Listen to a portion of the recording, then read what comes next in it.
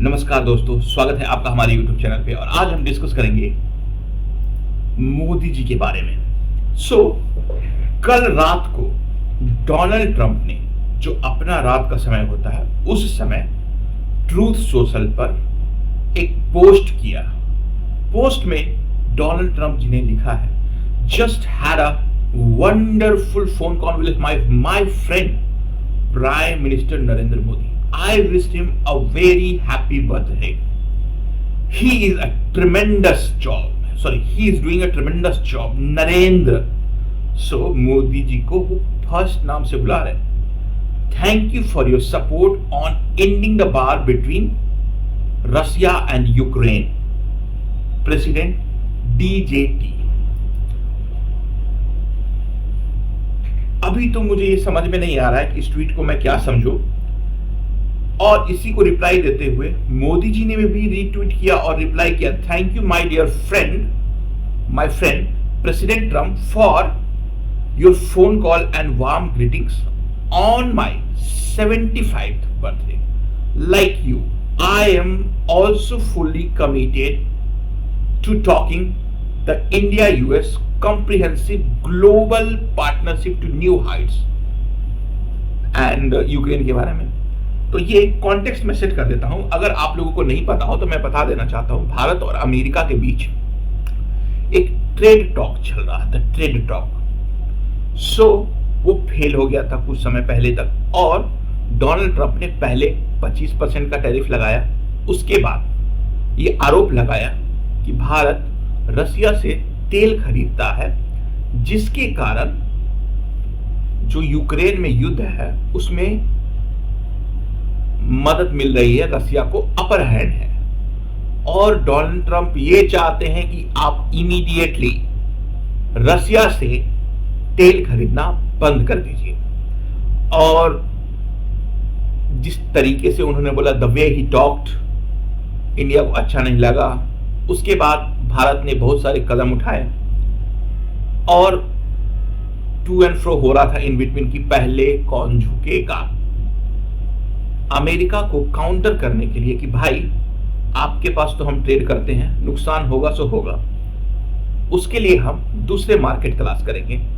ये संदेश देने के लिए मोदी जी ने पहले ये काम किया. वो जापान गए, वहां से कुछ इन्वेस्टमेंट लेकर के आए. उसके बाद जो सबसे इंपॉर्टेंट मीटिंग था SCO, वहां पर मोदी जी, पुतिन और शी जिनपिंग, जो चाइना के राष्ट्रपति हैं, उनसे हाथ मिलाया.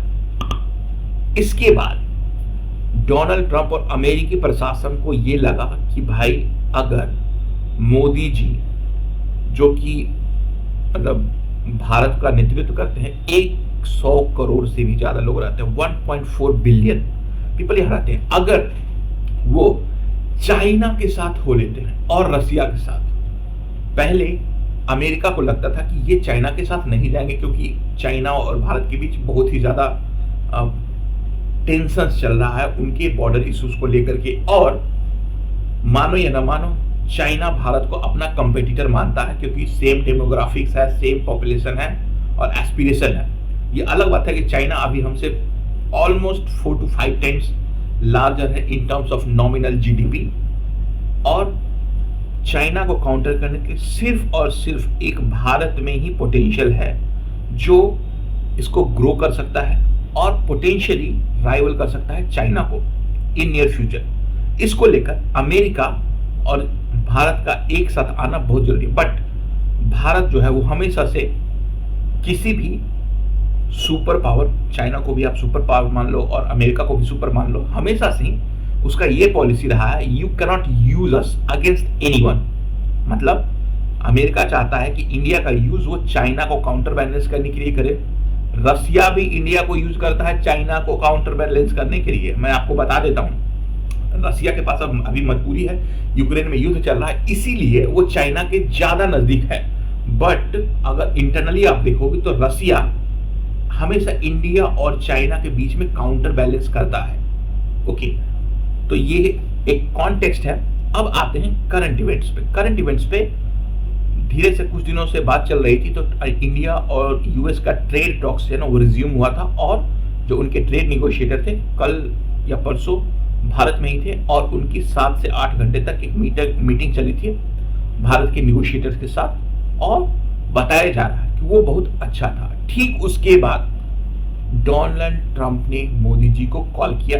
ये क्लियर नहीं है कि ऑब्वियसली डोनाल्ड ट्रंप ने ही मोदी जी को कॉल किया होगा। सिंपली डोनाल्ड ट्रंप चाहते तो एक सिंपल ट्वीट करते थे, yes Modi how are you, congratulation tweet करके हो सकता था, बट पर्सनली कॉल किया और यूक्रेन के में जो युद्ध चल रहा है उसको पीसफुली खत्म करने के लिए अंदर ही अंदर मुझे ऐसा लग रहा है कि अमेरिका मोदी जी के थ्रू रसिया से निगोशिएट करने पे मजबूर कर रहा है कि कृपया करके आप ये जो शांति है ना उसको कर लो। इसी बीच कुछ समय पहले डेनमार्क और सभी अन्य देशों के लोग मोदी जी से अपील करते हुए नजर आए कि कृपया आप करो, और this is the right way of doing the politics. If you threaten someone, खासकर खासकर भारत और रसिया जैसे देश, वो बहुत ही स्वाभिमानी लोग हैं, अगर उन पे ज्यादा जोर जबरदस्ती करेंगे मर जाएंगे लेकिन झुकेंगे नहीं। हमेशा से ही यही होते आ रहा है। तो डिप्लोमेसी में होता है मीठी मीठी बोलिए और आराम से काम करिए। तो इंटरनली डोनाल्ड ट्रंप थोड़ा जो है वो एक्सट्रोवर्टेड आदमी है और वो कुछ ज़्यादा ही बोल जाते हैं, और अंदर से वो बहुत अच्छे आदमी भी हैं, इसलिए तो मतलब वो अमेरिका के राष्ट्रपति चुने गए हैं।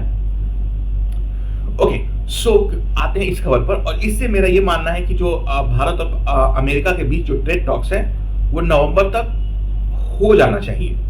ओके, सो ये रहा आज का खबर, और I would say this is a breaking news.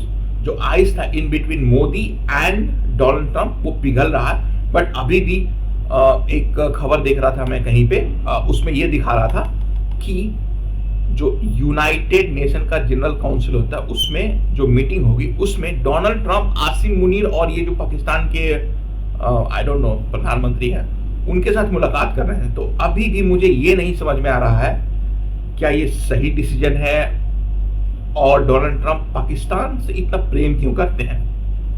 क्या ये निगोशिएशन टैक्टिस है डोनाल्ड ट्रंप का, या फिर कोई लार्जर प्लान है डोनाल्ड ट्रंप का कि भाई ईरान पे कुछ युद्ध करेंगे, या फिर मतलब पाकिस्तान को अपने अंडर में इसलिए वो कर रहे हैं डोनाल्ड ट्रंप ताकि जो इजराइल अरब मुल्कों पे हमला और भी जो दबाव है उसको काउंटर करने के लिए।